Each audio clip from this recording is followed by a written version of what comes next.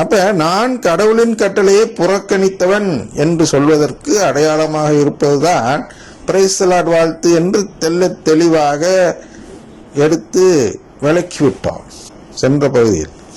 இதையும் மீறி பிடிவாதம் பிரித்த நற்கருணைக்கு எதிரான நம்பிக்கையுடைய அருங்கொடை குருக்கள் இருப்பார்கள். ஏன் பிடிவாதம் பிடிக்கிறார்கள்னா, அருங்கொடை ஜபம் என்று ஒரு ஜபம் தூயாவியின் பெயரில் நடத்தப்படுகிறது. தூயாவின் பேரில் அசுத்தாவியால் நடத்தப்படுகிறது. அப்படி வச்சுக்குவோம். தூயாவினோன்னு உடனே அதை தூயாவின்னு நினைச்சுக்கிறாங்களா? அது அசுத்தாவி. தூயாவி பேர்ல அசுத்தாவினால் நடத்தப்படுது. ஏன்னா தான் இப்ப காட்டிட்டேன். ஊனியல் நாட்டம் தான் அந்த ஜபத்தின் நோக்கம். சரியா? அதுல அவங்களுக்கு என்ன தேவைப்படுதுன்னா, பரவச நிலை தேவைப்படுகிறது. பரவச நிலை இல்லைன்னா அந்த அருங்கொடை இயக்கமே இருக்காது. பரவச நிலை இல்லைன்னா அந்த அருங்கொடை இயக்கமே செயல்பட முடியாது. அதாவது எவனும் வரமாட்டான் இந்த பக்கமே. அப்ப இந்த பரவச நிலை என்பது போலி பரவச நிலை. அது பரவசம் அடைஞ்சிட்டவன் குதிப்பான், கை தட்டுவான், கண்ணை முடிக்குவான், என்னமோ செய்வாங்க. அதாவது அந்நிய பாஷையில பேசுறேன்னு வளருவான். உளறல் தான், பிதற்றல் தான். அது அந்நிய பாஷையெல்லாம் கிடையாது. ஏன்னா அது அசுத்தாவி கொடுக்கக்கூடிய ஒரு பாஷை. அது எப்படி அந்நிய பாஷையாக முடியும்? நடிப்பார்கள். அப்ப இந்த பரவச நிலை வர வேண்டும், அதாவது பரவச நிலை மாதிரி ஒரு சூழ்நிலை வர வேண்டும் என்றால் இந்த இதிலெல்லாம் அருள் வாக்கு சொல்வார்கள். அருள் வந்துருச்சும்பாங்க இந்து மதத்துல. அப்ப அந்த இந்து மதத்துல அருள் வர்றது என்பது தூயாவியின் செயலா அப்படின்னு நம்ம அந்த குருக்கள்கிட்ட கேட்டா இல்லவே இல்லைம்பாங்க. யாரு? இந்த அருங்கொடை குருக்கள், நற்கருணைக்கு எதிரான நம்பிக்கை உடைய நற்கருணை குருக்கள். அதெல்லாம் தப்பு அப்படிம்பாங்க.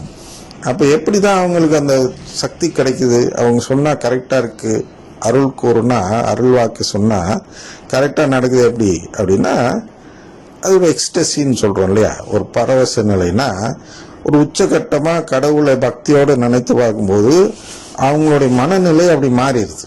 அது போலதான் அருங்கொடை இயக்கத்திலும் அந்த மாதிரியான ஒரு மனநிலை மாற்றப்பட வேண்டும். அங்க அருள் வாக்கு வாரத்துக்கு என்றால் அங்க ஏதாச்சும் பூஜை நடக்கணும், ஏதாவது அந்த சத்தம், அந்த மோரம் அடி, இந்த மேளத்தாளெல்லாம் அடிப்பாங்க அவங்க இதுல. அதெல்லாம் அடிச்சாதான் அவங்களுக்கு அந்த ஆவேசம் வரும். ஆவேசம் வந்தோன்னா அருள் இறங்கும் என்று நம்புவார்கள். அதே நிலைப்பாடுதான் யாருக்கென்றால் அருங்கொடை இயக்கத்தினர்களுக்கு. அவர்களுக்கு என்ன வேண்டும் என்றால் அந்த பாட்டு வேண்டும். எந்த பாட்டு வேணும்? பெந்தோஸ்காரர்கள், நற்கருணை நம்பாதவர்கள் எழுதிய பாட்டு. அந்த பாட்டை பாடினாதான் அவங்களுக்கு அந்த பரவச நிலை வரும். அந்த பாட்டு பாடப்படலைன்னா பரவச நிலை வராது. அதே மாதிரி அந்த பாட்டு பாடுறதுக்கு முன்னாடி வசனம் வாசிக்கும் போது இடையில இவங்க praise the Lord, praise the லார்ட்னு கத்தணும். அதுல ஒண்ணுமே இல்லை. பிரைஸ் தி லார்ட் அங்க சொல்றாங்கல்ல, அது நோக்கம் ஒன்னானா எழுப்பணும். தூங்கிடுவான். தூங்குற மாதிரி இருந்தா உடனே பிரைஸ் தி லார்ட் அப்படின்னு கத்துவான். உடனே மக்கள் முழிச்சிட்டு பிரைஸ் தி லார்ட், என்ன சொன்னான்னு கூட கேட்டிருக்க மாட்டான். அது முழிச்சிட்டு பிரைஸ் தி லார்ட்னு சொல்லுவான். அப்ப இந்த மாதிரி முழிக்க வச்சு அவனை டயர்டாக்கி மென்டலா அப்போ ஒரு பாட்டை போட்டீங்கன்னா அப்படியே அவன் வேற வழி இல்லாம முழிக்கவும் முடியாம தூங்கவும் முடியாம ஒரு நடுநிலையில இருந்துகிட்டு ஒரு நிலை வந்தோன்னா அது பரவச நிலைன்னு நினைச்சுக்கிறான்.